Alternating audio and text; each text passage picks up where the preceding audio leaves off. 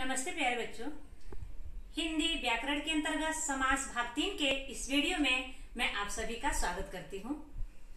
आज हम लोग समास के अंतर्गत अव्ययी भाव समास और बहुब्रीहि समास के बारे में विस्तृत रूप से जानकारी प्राप्त करेंगे। सबसे पहले पिछले वीडियो का एक छोटा सा रिवीजन कर लेते हैं कि पिछले वीडियो में हमने क्या पढ़ा था। तो पिछले वीडियो में हमने दो समास के बारे में जानकारी प्राप्त की थी। वो दो समास हैं तत्पुरुष समास और कर्मधारय समास। सबसे पहले जानते हैं कर्मधारय समास क्या है। कर्मधारय समास में एक पद विशेषण तो दूसरा विशेष्य होगा, अथवा एक उपमान तो दूसरा उपमेय होगा।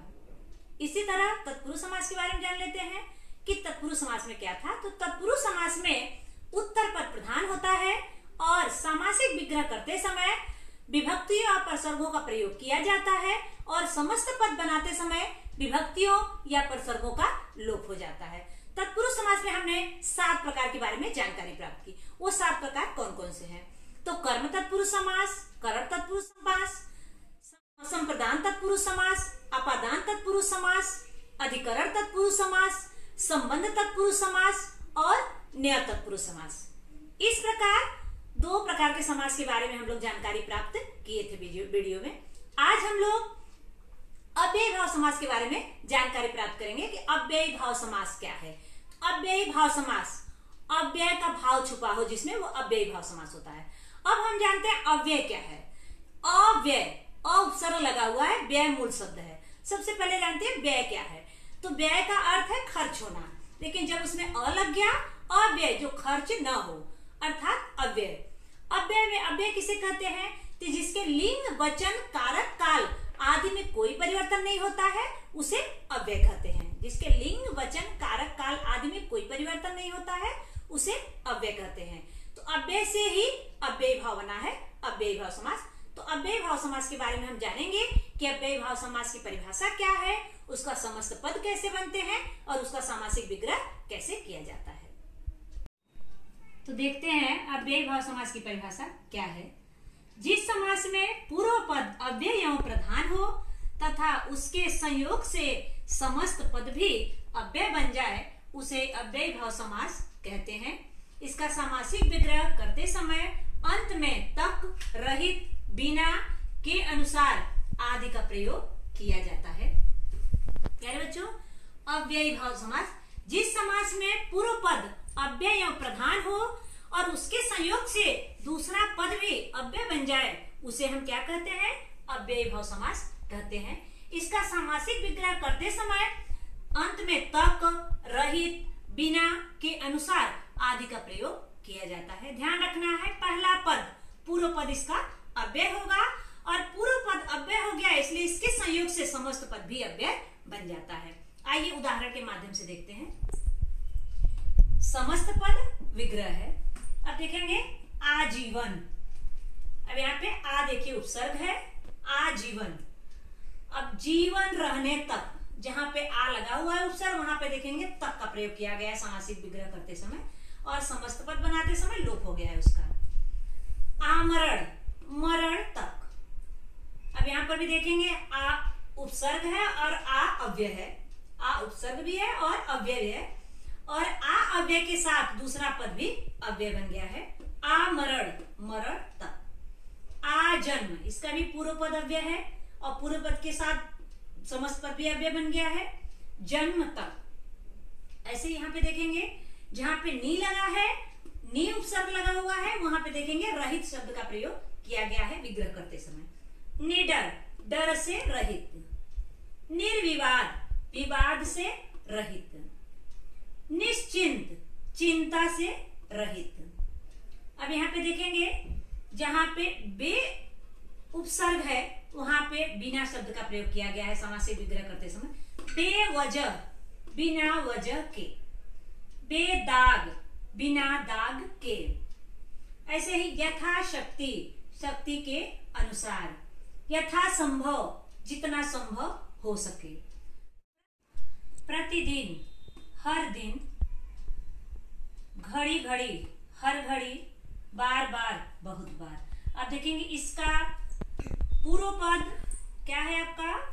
अव्यय है और देखेंगे इसमें उपसर्ग है। पूर्व पद अव्यय और उपसर्ग है और पूर्व पद यहाँ पे प्रधान है। अब देखेंगे यहाँ पर भी आजीवन, आमरण, आजन्म, निडर, निर्विवाद, निश्चिंत, बेवजह, बेदाग, यथाशक्ति, प्रतिदिन, घड़ी घड़ी, बार बार। यहाँ पे पूर्व पद अव्यय एवं प्रधान है, इसलिए यह अव्ययी भाव समास है। तो हम लोग अव्ययी भाव समास के बारे में जानकारी प्राप्त किए कि अव्ययी भाव समास क्या है। प्यारे बच्चों, अब देखते हैं बहुब्रीहि समास किसे कहते हैं। जिस समास के समस्त पदों में कोई भी पद प्रधान नहीं होता बल्कि दोनों पद मिलकर किसी तीसरे पद की ओर संकेत करते हो, उसे बहुब्रीहि समास कहते हैं। इसका सामासिक विग्रह करते समय वाला, जो, जिसका, जिसकी, जिसके आदि का प्रयोग किया जाता है। अब जानते हैं बहुब्रीहि समास किसे कहते हैं। जिस समास में पहला और दूसरा पद गौड़ होता है, पहला और दूसरा पद गौड़ होता है या पहला और दूसरा पद प्रधान नहीं होता बल्कि दोनों पद मिलकर किसी तीसरे पद की ओर संकेत करते हो, उसे बहुब्रीहि समास कहते हैं। आइए सामासिक विग्रह देखते हैं कैसे किया है। यहाँ पे देखेंगे समस्त पद है और विग्रह किया हुआ है। अब देखेंगे चतुर्भुज, चार भुजाएं हैं जिसकी वह, चतुर्भुज। यहाँ पे अब चतुर्भुज मतलब ये पता चल रहा है कि तो चतुर्भुज चार भुजाओं वाला कोई व्यक्ति है। चतुर्भुज चार भुजाएं हैं जिसकी वह, अर्थात कौन है? विष्णु जी। मतलब पहला और दूसरा पद किसी तीसरे पद की तरफ संकेत कर रहे हैं, यानी इसमें क्या हो गया? तीसरा पद प्रधान हो गया। अगला है लंबोदर, लंबा उदर है जिसका वह, उदर किसका लंबा है? गणेश जी, अर्थात कौन हो गया? गणेश जी। मतलब ये क्या हो गया आपका? तीसरा पद प्रधान हो गया। यहाँ पे पहला और दूसरा पद दोनों क्या हो गया? यहाँ पे गौड़ हो गया और तीसरा पद प्रधान हो गया। वीणा पाड़ी, वीणा है पाणी में जिसके वह, वीणा किसके हाथों में है? माँ सरस्वती के हाथों में है, इसलिए वीणा और पाणी मतलब क्या होता है? हाथ होता है। तो वीणा पाणी, वीणा है पाणी में जिसके वह, यानी वीणा है हाथ में जिसके वह, अर्थात वो कौन है? विद्या की देवी सरस्वती। अर्थात क्या हो गया आपका? ये तीसरा पद प्रधान हो गया। त्रिनेत्र, तीन नेत्र है जिसके वह, त्रिनेत्र किसको कहा जाता है?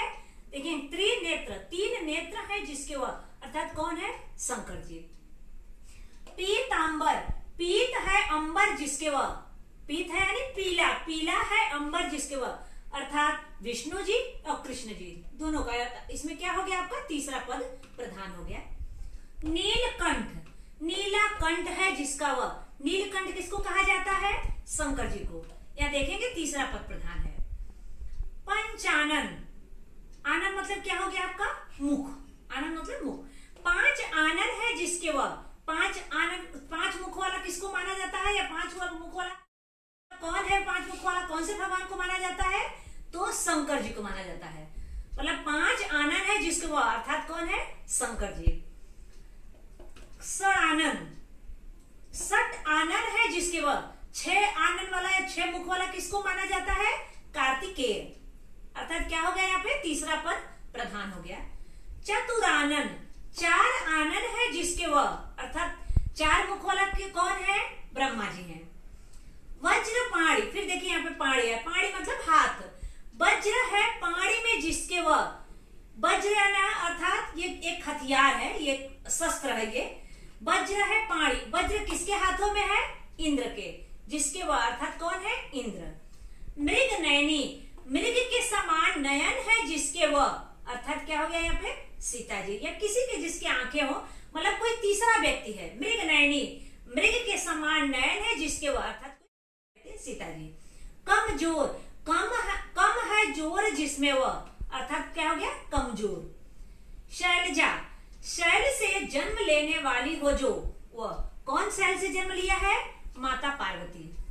शाकाहारी, शाक का आहार करने वाला जो, शाक का आहार करने वाला जो, उसको क्या कहते हैं? शाकाहारी। अब देखेंगे यहाँ पे प्यारे बच्चों कि कुछ यहाँ पे आप देखेंगे कर्मधारय समास के उदाहरण आए हैं, जैसे नीलकंठ और पीतांबर।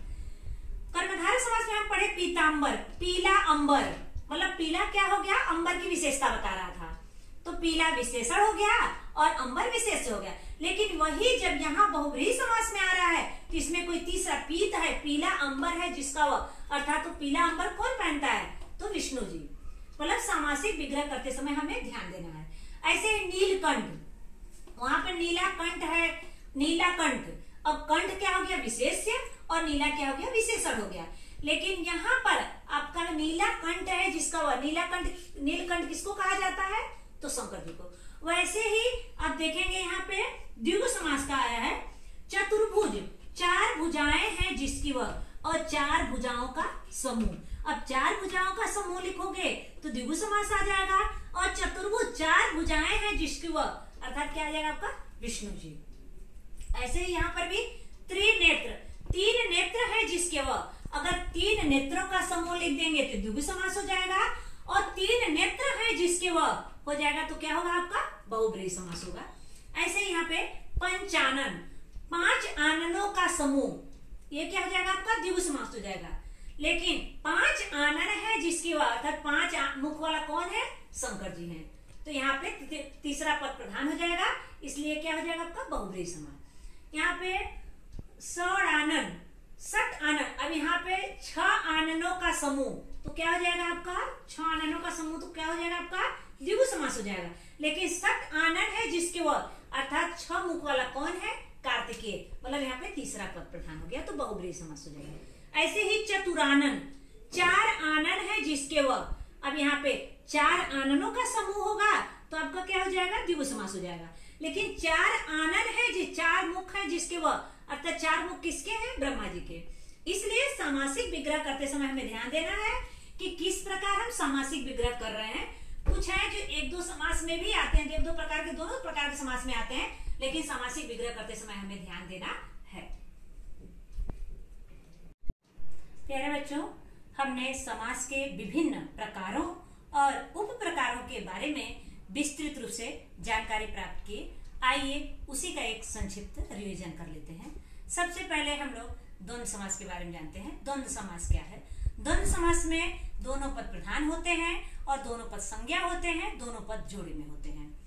द्वंद्व समास में तीन प्रकार हम लोग जानकारी प्राप्त किए। तीन प्रकार के बारे में कौन कौन सा? इतरेतर द्वंद्व, समाहार द्वंद्व और वैकल्पिक द्वंद्व। उसके बाद दूसरा समास हम लोग जानकारी प्राप्त किए द्विगु समास के बारे में। द्विगु समास में पहला पद संख्यावाची विशेषण और द्वितीय पद प्रधान होता है, और इसमें समस्त पद किसी समूह या किसी समाहार का बोध कराता है। तीसरा कर्मधारय समास। कर्मधारय समास में एक पद विशेषण तो दूसरा विशेष्य होता है, अथवा एक उपमान तो दूसरा उपमेय होता है। अगला था तत्पुरुष समास। तत्पुरुष समास में दूसरा पद प्रधान होता है। सामासिक विग्रह करते समय विभक्तियों या परसर्गों का प्रयोग किया जाता है। समस्त पद बनाते समय विभक्तियों या परसर्गों का लोप हो जाता है। तत्पुरुष समास में हम लोग 7 प्रकार के बारे में जानकारी प्राप्त किए। कौन कौन सा? कर्म तत्पुरुष समास, करण तत्पुरुष समास, संप्रदान तत्पुरुष समास, अपादान तत्पुरुष समास, अधिकरण तत्पुरुष समास, संबंध तत्पुरुष समास और न्य तत्पुरुष समास। अगला है अव्ययी भाव समास। अव्ययी भाव समास में पहला पद अव्यय एवं प्रधान होता है और समस्त पद भी उसके संयोग से अव्यय हो जाते हैं। उसके बाद अगला था बहुब्रीहि समास।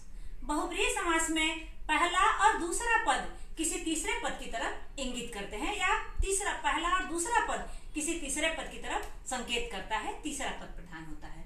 इस प्रकार हम लोग 6 प्रकार के बारे में विस्तृत रूप से जानकारी प्राप्त की। आइए हम समास की पहचान करते हैं कि कौन सा समास किसमें होगा। प्यारे बच्चों, आइए समास की पहचान कर लेते हैं। यही आपका घर काम भी होगा।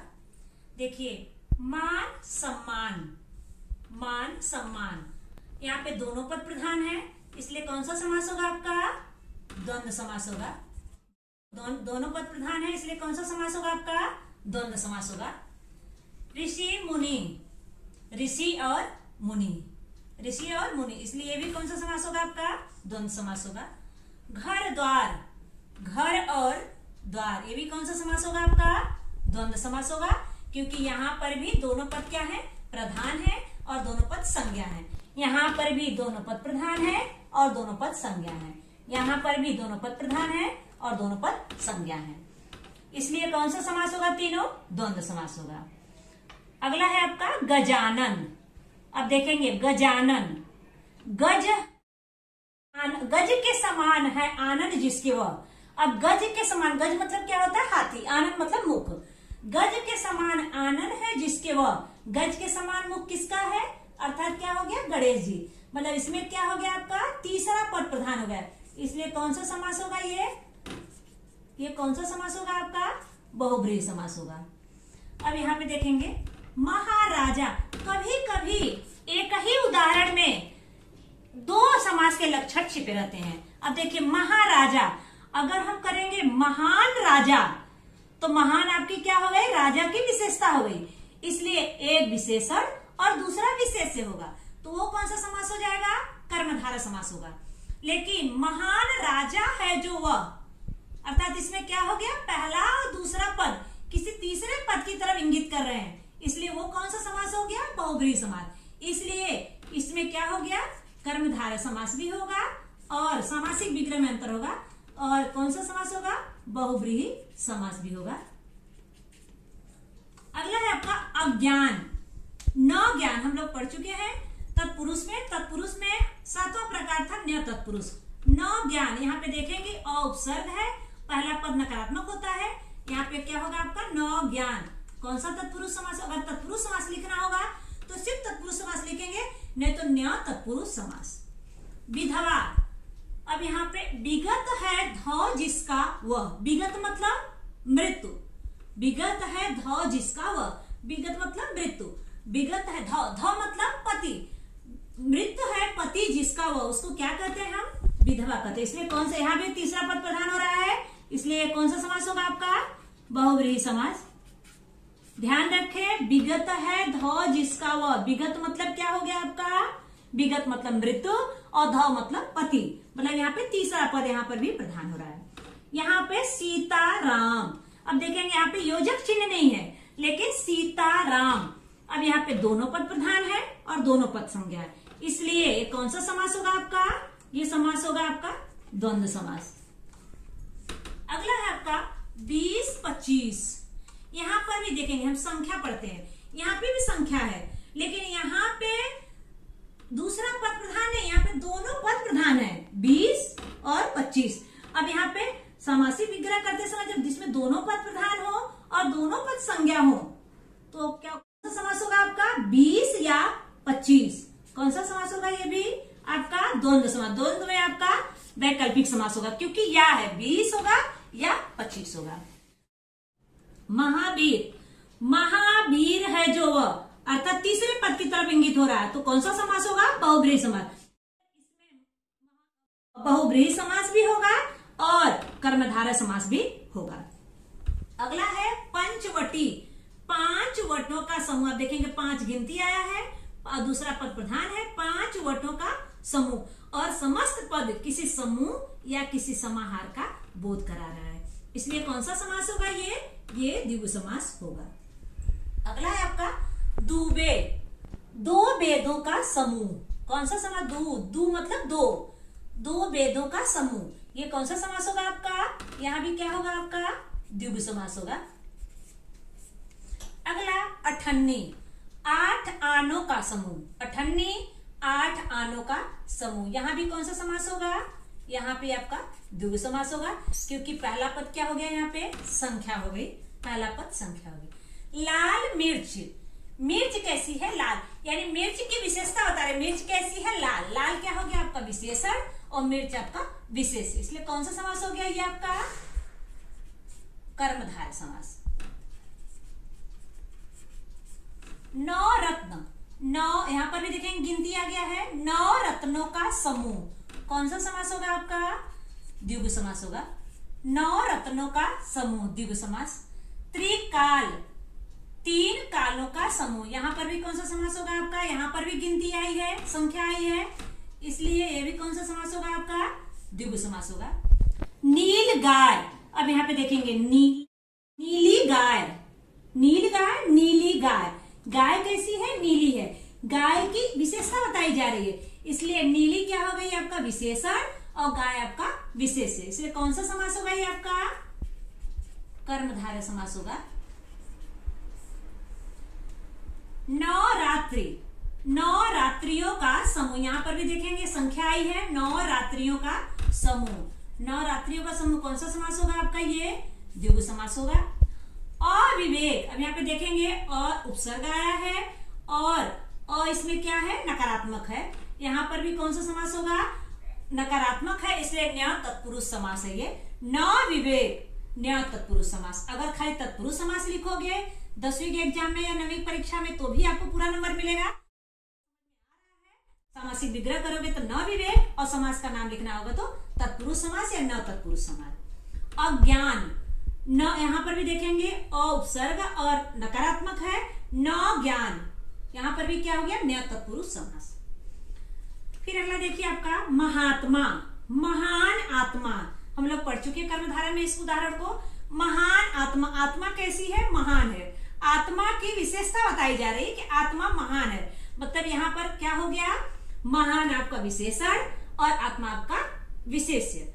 महान आत्मा वहां हो जाएगा कर्मधारय समास। लेकिन अगर सामासिक विग्रह करते समय हम पहला और दूसरा पद किसी तीसरे पद को इंगित करेगा तो वहां पर आपका क्या हो जाएगा, बहुब्रीहि। महान आत्मा है जिसकी वह, अर्थात महात्मा किसको कहते हैं, गांधी जी को कहते हैं। महान आत्मा है जिसकी वह, अर्थात क्या हो गया ये आपका बहुब्रीहि समास।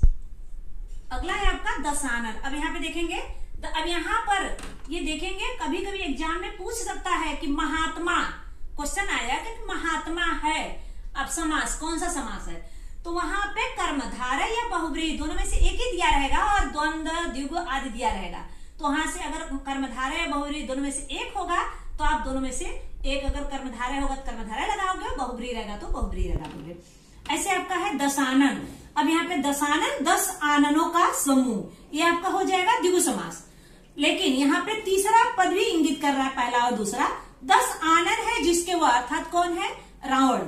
10 आनन है जिसके वह, अर्थात रावण। यहाँ पे क्या हो गया आपका बहुब्रीहि समास। लेकिन अगर एग्जाम में पूछ रहा है कि दशानन समास है डैश डैश, कौन सा समास है, बहुब्रीहि और द्विगु रहेगा तो आपको वहां पे बहुब्रीहि लिखना रहेगा, क्योंकि बहुब्रीहि होगा, क्योंकि तीसरे व्यक्ति की तरफ इंगित, तीसरे पद की तरफ यहाँ पे इंगित कर रहा है। लेकिन अगर द्विगु रहेगा और द्वंद्व तत्पुरुष कर्मधारय दिया हुआ है तो आप द्विगु समास करोगे। बहुब्रीहि और द्विगु में बहुब्रीहि पर विशेष जोर देना है, लेकिन यहाँ पे दोनों समास होगा, बहुब्रीहि भी होगा और द्विगु समास भी होगा। अगला है हवनशाला। हवन के लिए शाला, के लिए है आपका कौन सा कारक का विभक्ति है, के लिए संप्रदान कारक, इसलिए संप्रदान तत्पुरुष समास होगा यहाँ पे। अगला है राजसी। राजा है, राजा भी है और ऋषि भी है, राजा भी है और ऋषि भी है, कौन सा आपका समास होगा, ये कर्मधारय समास होगा। ऐसे ही नरसिंह, नर भी है और सिंह भी है, कौन सा समास होगा आपका, यहाँ पर भी कर्मधारय समास होगा और यहाँ पर भी कर्मधारय, नर भी है और सिंह भी है। अगला है आपका अधमरा। आधा मरा है जो, अधमरा आधा मरा है जो, इसलिए यहाँ पर भी क्या हो गया, विशेषता बताई जा रही है, इसलिए यहाँ पर भी कर्मधारय समासी होगा, यहाँ पर भी कर्मधारय समासी होगा। देवालय, देव के लिए आलय, फिर यहाँ क्या आया, इसलिए कौन सा समास होगा, यहाँ पे तत्पुरुष समास होगा। तत्पुरुष समास में कौन सा प्रकार होगा, संप्रदान तत्पुरुष समास होगा, क्योंकि के लिए संप्रदान तत्पुरुष समास की ही विभक्ति है ये। रोग पीड़ित, रोग से पीड़ित, रोग पीड़ित, रोग से पीड़ित, यहाँ पे करण तत्पुरुष समास होगा क्योंकि रोग से पीड़ित है। अगला है आपका रोग मुक्त, रोग से मुक्त। अब देखिए यहाँ पर भी से आया है और यहाँ पर भी से आया है, रोग से मुक्त, लेकिन ये रोग से क्या हो गया, भिन्न हो गया, दूर हो गया, इसलिए यहाँ पर कौन सा समास होगा, अपादान तत्पुरुष समास होगा। अगला नेत्रहीन, नेत्र से हीन, यहाँ पर भी नेत्र से दूरी है, नेत्र से हीन, यहाँ पर भी क्या होगा आपका अपादान तत्पुरुष समास होगा। अगला है आपका जल्दी जल्दी, बहुत जल्दी, जल्दी जल्दी, बहुत जल्दी, कौन सा समास होगा, इसमें परिवर्तन होगा नहीं, जिसमें परिवर्तन नहीं होगा लिंग वचन कारक में वो कौन सा समास होगा, अव्ययी भाव समास होगा। अगला आपका प्रतिक्षण, प्रतिक्षण हर क्षण, यहां पर भी कौन सा समास होगा आपका? अव्ययी भाव समास होगा। बेफिक्र, बिना फिक्र के, यहां पर भी अव्ययी भाव समास होगा। अगला है आपका महाशय। अब यहां पर देखेंगे दो समास, एक ही उदाहरण में दो लक्षण छुपे हैं, दो समास के लक्षण। महान आशय, तो ये आपका हो जाएगा कर्मधारय समास, क्योंकि आशय कैसा है? महान है। महान आपका विशेषण और आशय आपका विशेष है। लेकिन महान आशय है जिसका वह, उसको हम महाशय कहते हैं, अर्थात पहला और दूसरा पद किसी तीसरे पद की तरफ इंगित कर रहा है, संकेत कर रहा है, इसलिए कौन सा समास होगा? बहुब्रीहि समास। यहाँ पे मतलब कर्मधारय समास भी होगा, दो लक्षण है यहाँ पे, और बहुब्रीहि समास भी होगा। प्यारे बच्चों, इस प्रकार उदाहरण के माध्यम से हम लोगों ने समास की पहचान की कि किस उदाहरण में कैसे समासिक विग्रह करेंगे तो कौन सा समास बनेगा। किसी एक ही लक्षण में दो समास, एक ही उदाहरण में दो समास के लक्षण यहाँ पे छुपे हुए हैं, अर्थात दो प्रकार के विग्रह से वो अलग समास बनाए जाते हैं। प्यारे बच्चों, हम लोग समास के बारे में विस्तृत रूप से जानकारी प्राप्त की। धन्यवाद।